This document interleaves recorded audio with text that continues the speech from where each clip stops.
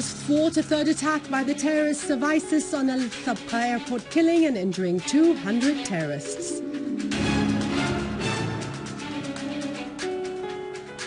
British and Dutch officials demand coordination with Syria to face ISIS, but the Americans remain stubborn. Iraqi forces kill leader of the ISIS terrorist group in Baquba of Diyala province, northeast of the Iraqi capital, Baghdad.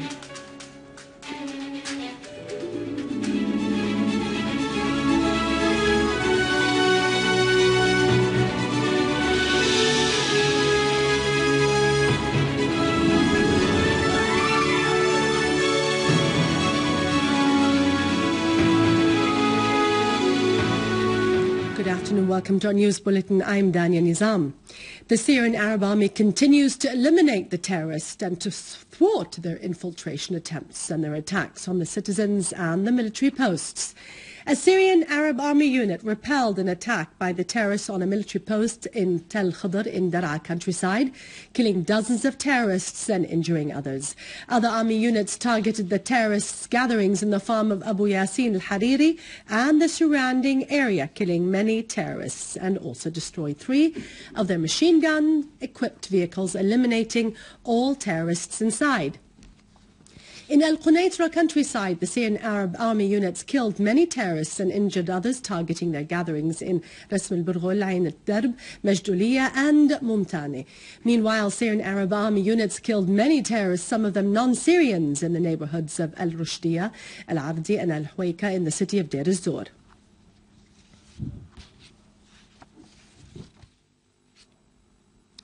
The hopes of the mercenary terrorists from ISIS to take over al-Tabqa military airport in Raqqa were ruthlessly quashed at the hands of the Syrian Arab Army.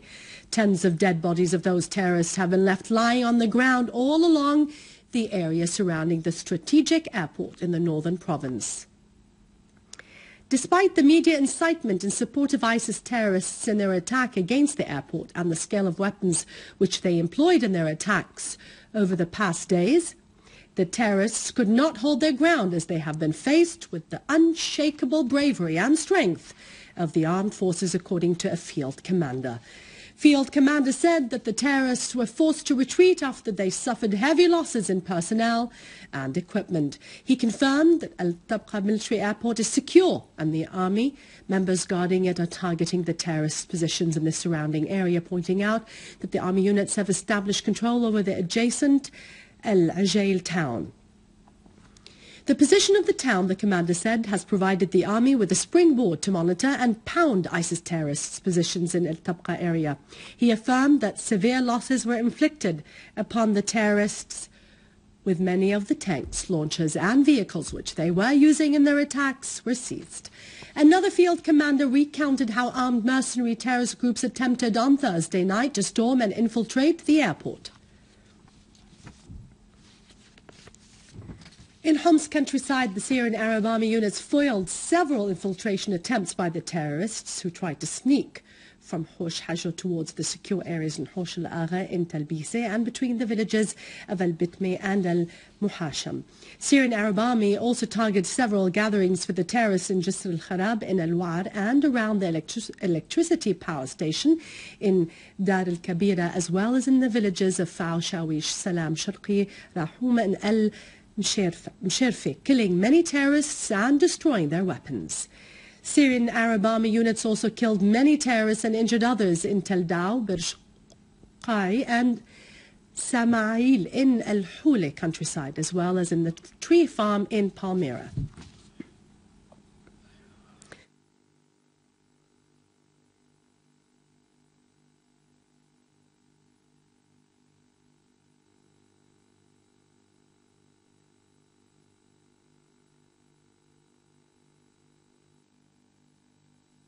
As part of fighting terrorism, the Syrian Arab Army units carried out several military operations against the terrorists in Hama northern and northwestern countryside, killing a large number of terrorists, some of them non-Syrians.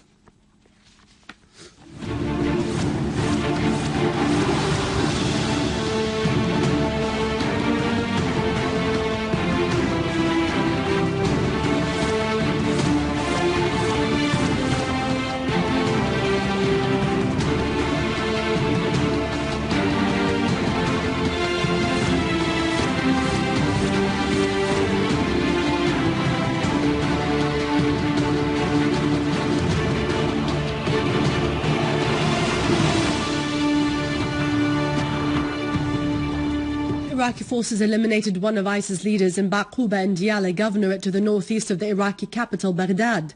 The Iraqi armed forces destroyed hideouts for the so-called Islamic State of Iraq and the Sham terrorist organization in the areas of Amarliya and Tikrit in Salah ad-Din governorate and in Al-Haditha and Al-Anbar governorate, and killed 65 terrorists. Under the pretext of faith and politics, Kuwaiti takfiris have been overtly backing the terrorists in Syria.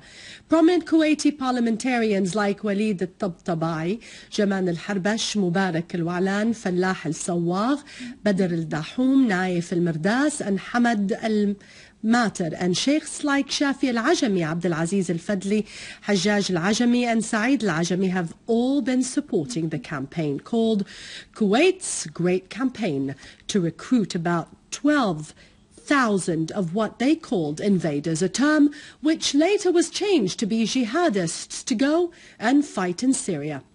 About $30 million have been raised in support of their campaign.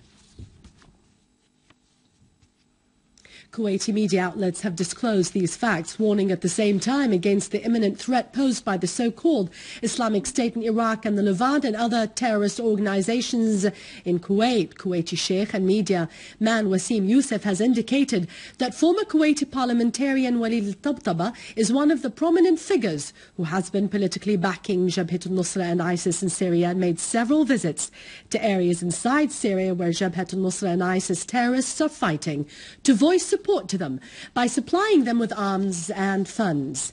When asked about the attitude of the Kuwaiti government regarding his stances, al-Tabqa said that it had to be with him and his government. Among those Kuwaiti figures whose names were among those listed by the SC as liable to international sanctions for their connection with Al-Qaeda was the 26-year-old al-Hajjaj al-Ajami, who is regarded as the financial supporter of Nusra Front in Syria and who made many visits to Syria to fund the terrorists there and to recruit Kuwaitis to occupy leading posts within Jabhat al-Nusra. Unconfirmed information has indicated that the terrorist al-Ajami was detained upon arriving at Kuwait airport on his way back home from Qatar.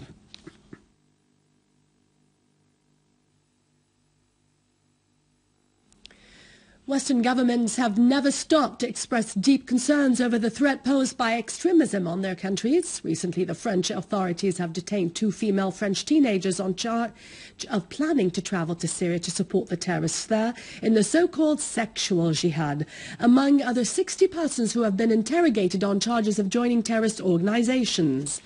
The British Telegraph has published a report entitled 20 Westerners other than Foley are detained by ISIS, in which it indicated that the number of those detained arouses worries that the ISIS has the capability to carry out its threats by killing more of these Westerners.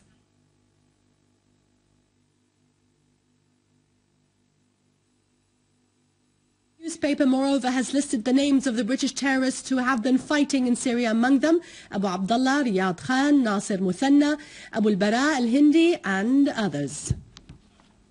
British estimates have indicated that those British who have joined the ISIS have outnumbered those Muslims who have joined the British Army, adding that the latest ramifications of this was that the terrorist who beheaded the American journalist James Foley had a British citizenship. New York Times newspaper made it clear by saying that Saudi Arabia had to eliminate roots of terrorism whose seeds were planted when a tribal agreement between Saud family and Wahhabism was signed 70 years ago, adding that throughout 5 decades Saudi Arabia has represented the state that has been sponsoring Salafism worldwide. The newspaper went on to say that the Saudi king and his advisors had no wish whatsoever to abolish this tribal agreement dating back more than 270 years and concluded between Saud family and the founder of Wahhabism, adding that this vicious and devilish agreement had to be abolished. The Dutch foreign minister says that fighting the ISIS can never succeed without cooperating with the Syrian government, whereas the U.S. military official said that the sophistication, wealth and military might of Islamic State militants pose a major threat to the United States, which may surpass that from al-Qaeda, as the U.S. Defense Secretary Chuck Hagel told the reporters at the Pentagon that the ISIS is an imminent threat to every interest of the U.S. in Iraq or elsewhere. Still, the U.S. tries to invest the ISIS to the end in order to reach its goals in the region. Iranian President Hassan Rouhani uncovered 4 of the newest defense achievements in air and missile feeds which have been made on the hands of Iranian experts. President Rouhani stressed that these achievements aim to deter the enemy, as these achievements were uncovered on the occasion of the Iranian Defensive Industries Day, as they include cruise missiles Qadir, Nassar and Basir, and drones for tracing and aerial mapping. With this, we end our news for today. Thank you for watching us. For more details about Syria and the region, you can view this bulletin again on our website in English, syriaonline.sy. After the break is Vani with our economic and business news. God bless you and long live Syria.